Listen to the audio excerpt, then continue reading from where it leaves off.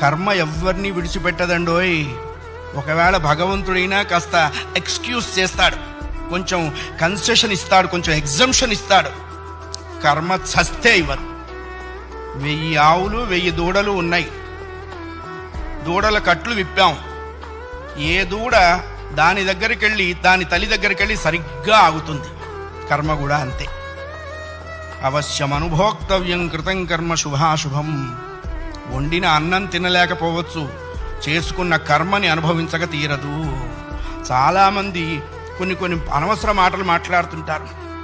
బ్రతకదలుచుకోలేదు, చచ్చిపోదాం అనుకుంటున్నా. చావుడేటువంటిది ఏదో ATM card పెట్టంగానే డబ్బులు వచ్చినంత ఈజీ అనుకుంటాడు.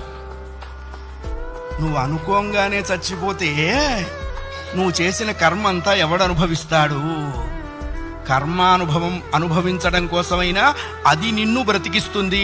నీ ఇండివిజువల్ ఐడియాస్తో నువ్వు బ్రతకవో ధర్మశాస్త్రం చెప్పింది.